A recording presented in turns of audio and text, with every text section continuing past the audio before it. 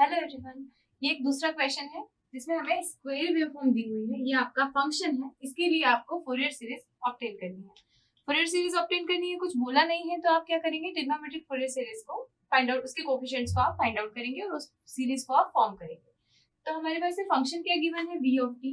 We of T का मान कैसा दिख रहा है, पॉजिटिव हाफ के लिए प्लस वी दिख रहा है, नेगेटिव हाफ के लिए क्या दिख रहा है, माइनस वी दिख रहा है। तो हमने इसको डिफाइन कर दिया, फंक्शन जो है प्लस वी है t 0 से t/2 के लिए, माइनस वी है t/2 से लगा के t तक के लिए।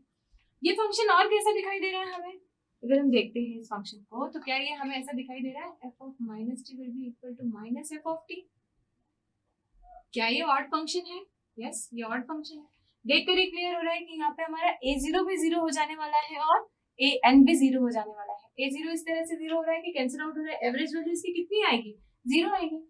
an 0 हो गया क्योंकि cos कोसाइन टर्म जो है an में क्या होती है आपकी, कोसाइन टर्म होती है, इवन टर्म्स होती है। इवन टर्म्स इसमें दिखाई नहीं दे रही हमको, इसका मतलब इस वाले फंक्शन में आपकी an भी कैलकुलेट करने की आवश्यकता नहीं होगी। हम सीधे किस पे जाएंगे, bn कैलकुलेट करने पे। तो bn क्या होता है हमारा relation, 2/t 0 to t v of t sin n omega t dt। तो यहाँ पर हम v of t की वैल्यू रख देते हैं, तो इसको दो इंटरवल में आप बांट लेंगे, 0 to t/2, t/2 to t। तो हमने ऐसे ही किया, 2/t कॉमन ले लिया, 0 to t/2 v sin n omega t dt plus t/2 to t minus v sin n omega t dt। इसको हमने इंटीग्रेट किया, v आपका कांस्टेंट था, बाहर आ गया। sin n omega t का क्या हो जाएगा, cos n omega t divided by n omega. Sine का हो जाता है माइनस कॉस, तो minus cos N omega T divided by N omega, 0 to t/2। यहाँ माइनस वी है और साइन का इंटीग्रेशन हो जाएगा, माइनस कॉस तो माइनस माइनस प्लस हो जाएगा, cos N omega T divided by N omega t/2 to t।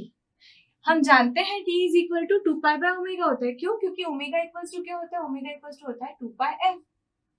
2πf होता है, यहाँ से हमको क्या मिलेगा, omega will be equal to 2π/t या फिर t will be equal to 2π/ω। तो हमने यहाँ t equals to 2π/ω हमने यहाँ पे सब्स्टिट्यूट किया, जहां जहां पर भी t था हमने क्या कर दिया, 2π/ω से उसको रिप्लेस कर दिया।